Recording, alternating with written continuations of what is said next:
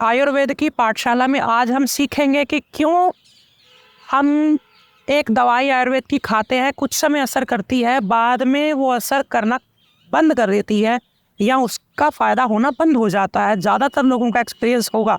दूसरी चीज़ जो हम सीखेंगे वो ये है कि कौन सी ऋतु में या कौन से मौसम में ज़्यादा बीमारियां आती हैं।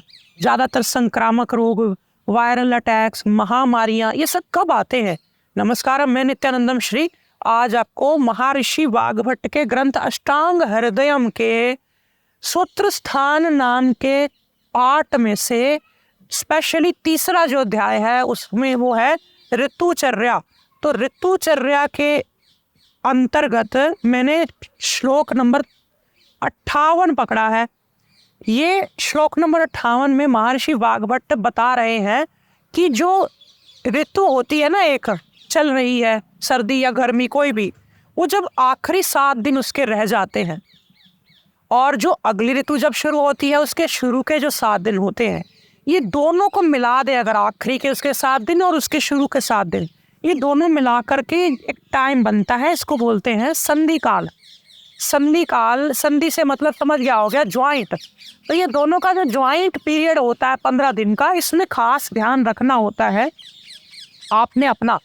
क्यों? क्योंकि इसमें दोनों ऋतुओं का मिक्सचर होता है।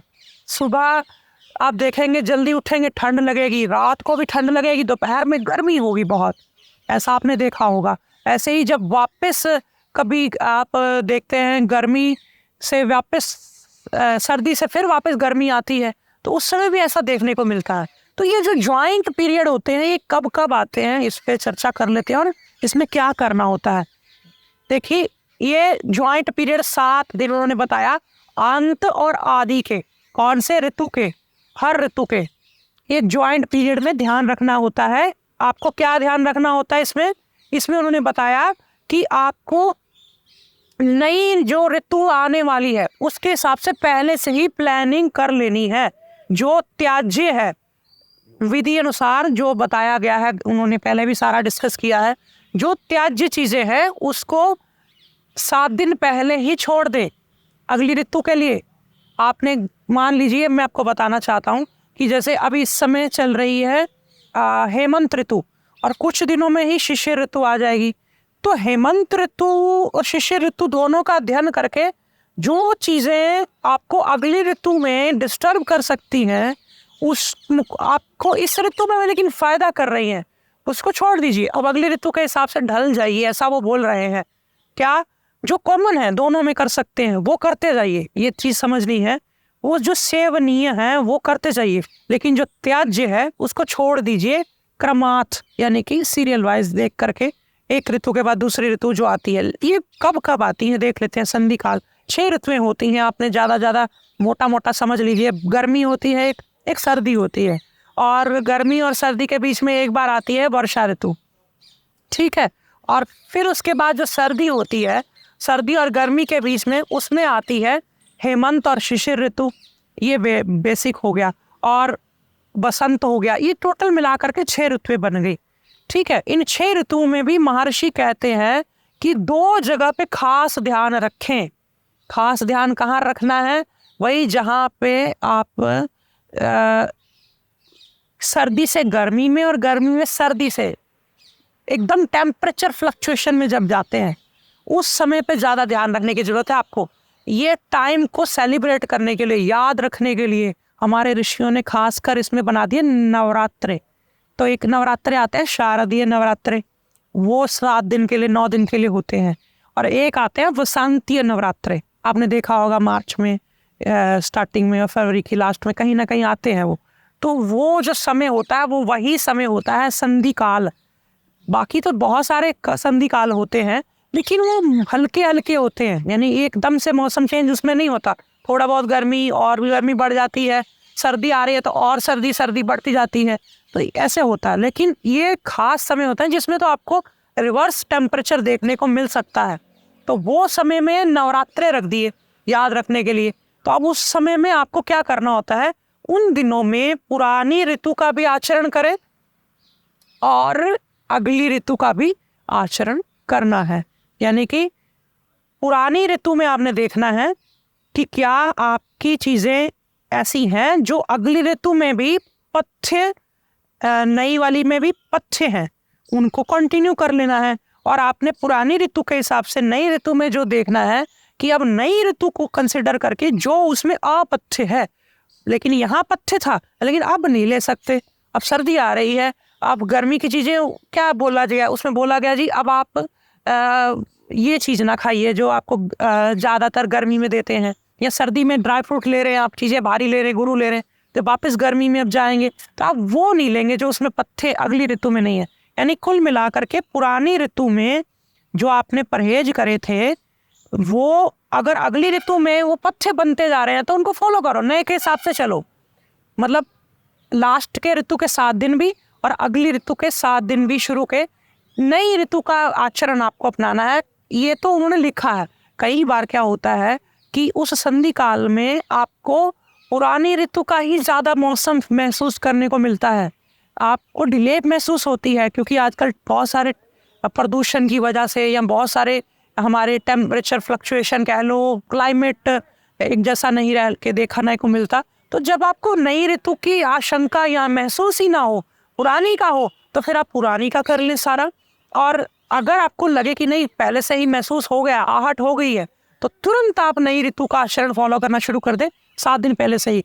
ये बात तो बड़ी नहीं है, लेकिन इसमें मैं एक छोटी सी बात जोड़ना चाहूँगा, वो ये है कि यही समय होता है जब डॉक्टर्स को, आयुर्वेद के जो वैद्य हैं, उनको, सभी वैद्यों को अपने पेशेंट्स की दवाई की पर्ची बदलनी होती है। ये संधि काल में जब कोई पेशेंट पूछता है कितने दिन खाऊं, कब तक खाऊं, एक तो चलो थोड़ी बहुत बीमारी के लिए तो थोड़ी बहुत रिक्वायरमेंट होती है, 10 दिन 20 दिन, आपने 15 दिन, एक पक्ष तक, 2 पक्ष तक, महीना भर दवाई खिला ली। लेकिन जब आपको पता है लंबा इलाज चलेगा तो कब तक पेशेंट दवाई खाता रहेगा वो। तो अगर आपने बहुत सारी दवाइयाँ एक साथ लगी हैं उस ऋतु को ध्यान में रख के, तो अगली ऋतु में वो असर नहीं करेंगी। वो आपको संधि काल में ही या संधि काल के आसपास कहीं भी आपको बदलनी पड़ेगी। वो थोड़ा बहुत अगली ऋतु के हिसाब से उसमें रसायन बदलना पड़ेगा। किसी ऋतु में विरेचन की दिया था तो वो विरेचन हटाना या लगाना पड़ेगा। किसी ऋतु में औषधि का वीर्य बल आपने उस ऋतु के हिसाब से रखा, डोज 2 बार लेनी है, 3 बार लेनी है, तो उस हिसाब से बदलना पड़ेगा। हो सकता है पूरी की पूरी औषधि बदल करके उस ऋतु के हिसाब से वात पित्त कफ की क्या स्थिति है, उस व्यक्ति की क्या स्थिति है, उसको देखते हुए आपको बदलना पड़े। ये संधि काल में सभी वैद्यों को ध्यान रखना है, अपने पेशेंट्स का पर्ची बदले, डाइट बदले, सब कुछ बदले। तो अगर वो डॉक्टर बहुत व्यस्त हैं, उनके पास समय नहीं है, आपको कोई पता है, तो आप चले जाएं उनके पास, आप उनको पूछें भाई मेरी ऋतु बदल रही है, मुझे क्या आचरण नया करना है। ये सारी चीज़ें आपको ध्यान में रखनी है। इससे अगर आप नहीं करेंगे, अगर आप इससे उल्ट करेंगे, वो बोला है उन्होंने सात में यजा, अगर आप इससे उल्ट चलेंगे तभी आपको रोग आएंगे। इसीलिए आपको रोग आते हैं कि आप उल्टा चलते हैं। ज़्यादातर आप खांसी जुकाम इसी मौसम में लगते हैं, ज़्यादातर वायरल इसी मौसम में होते हैं। वही लोगों को पकड़ा जाता है जो पुरानी चीज़ में डले हुए होते हैं, उसको बदलने की कोशिश नहीं करते, और इसी से आपको प्रॉब्लम आती है। इनको सहसा, जिनको आपको ऐसे ही सहज रूप से आपको त्यागना था, उसको आप शीलनात यानी आप इसको अपना के रखे हुए हैं, तभी आप बीमार होते हैं। ये चीज़ अगर जिसने समझ ली और संधि काल में 2 बार साल में जो अलर्ट रह गया, वो वायरल से बच जाएगा, वो तरह तरह की महामारियों से बच जाएगा, वो बीमार होने से बच जाएगा। और अगर आपको पूरे साल की ऋतुओं का ध्यान नहीं भी रहता खाने पीने का, तो भी ये 2 बार जो नवरात्रे आते हैं, इसमें जो व्यक्ति उपवास कर लेता है, नई जो ऋतु आ रही है उसके हिसाब से नया अन्न, नया फल भगवान को भोग लगा के खाना शुरू कर देता है, नए तौर तरीके के हिसाब से कुछ नई रूटीन अपना लेता है। जैसे आपने देखा होगा इन्हीं बार नवरात्रों में मंदिर जाने की रूटीन बना ली, जल्दी उठने की रूटीन बना ली। तो पुराना सब छोड़ कर जब नए में आप ढलते हैं तो आप बीमार नहीं होते हैं। सार यही था कि आपको ये संधि काल का ध्यान रखना है, उसमें आपको नई ऋतु के हिसाब से पहले से ही तैयारी करनी है, और वैद्यों को इसमें अपनी पर्ची बदलनी है, दवाइयों के अंदर दोबारा निरीक्षण करना है क्या बदले क्या नहीं बदले, तो आप स्वस्थ रहेंगे और जल्दी ठीक होंगे। नहीं तो फिर क्या होगा, एक दवाई की पर्ची ने काम करना बंद कर दिया, उसके बाद आपको लगेगा ये बेकार है, मैं खाता हूँ कुछ होता नहीं, या फिर विरुद्ध असर होने लगेगा, उल्टा असर होने लगेगा। ये सब चीज़ों से यदि बचना है तो इस संधि काल का ध्यान रखें। उम्मीद है ये जानकारी से आपको कुछ समझ में आया होगा। बातें जब आप मेरी रेगुलर सुनेंगे, एक कड़ी के साथ दूसरी जुड़ेगी, दूसरी के साथ तीसरी जुड़ेगी, ऐसे आप रेगुलर मुझे जब सुनेंगे, एक समय के बाद आपको अंडरस्टैंडिंग में बहुत बहुत वृद्धि होगी, बहुत आपके अंदर समझ बढ़ेगी कि हाँ ऐसे करना है। तो आपने नोट किया होगा, जो लोग मेरी काफ़ी सारी वीडियोस देख चुके हैं उनकी काफ़ी सारे कंसेप्ट क्लियर हो गए हैं। अब वो किसी भी बीमारी के लिए खुद अपने लिए उपचार करने लायक हो गए हैं, वो खुद को स्वस्थ रखने के काबिल हो गए हैं। और आगे भी इसी तरह मैं आपके लिए समय समय पे जानकारियाँ लाता ही रहूँगा। आप बने रहिए मेरे साथ। नमस्कार। आयुर्वेद में छोटे बच्चों के लिए और बुजुर्गों के लिए कम दवाइयाँ उपलब्ध हैं, ना के बराबर। वो गोली नहीं खा सकते, तेज दवाइयाँ नहीं खा सकते। इस समस्या को समझते हुए मैं लेकर के आया हूँ आनंदम आयुर्वेद की तरफ से आपके लिए ढेर सारे अर्क, जिसमें आपको अश्वगंधा का अर्क, जीरा का अर्क और ये गाय के दूध से बना हुआ अर्क कमजोर बच्चों के लिए, ऐसे ही बहुत सारे अर्क आपको मिल जाएंगे। आप इसे अपने घर में रख सकते हैं, कभी भी फर्स्ट एड के तौर पे ज़रूरत पड़ने के लिए। आपको ये बड़े ही अच्छे हैं, बच्चों से लेकर बुजुर्गों तक सबके लिए। और इनकी डोज यदि कम ज़्यादा भी हो जाए तो डरने की ज़रूरत नहीं होती। ये अर्क आपको sanskritabazar.com पर मिल जाएंगे। आप अपने घर बैठे इसे मंगवा सकते हैं। सभी वैद्य भाई बहन इस अर्क की विद्या को भी अपने आयुर्वेद की प्रैक्टिस में शामिल करें, क्योंकि ये भगवान शंकर द्वारा चलाई गई है। उन्होंने माँ पार्वती को सिखाया, माँ पार्वती ने आगे रावण को विद्या दी और रावण ने फिर इस पे बहुत सारे ग्रंथ भी लिखे। आप ज़रूर इसे अपने घर में, अपने जीवन में शामिल करें।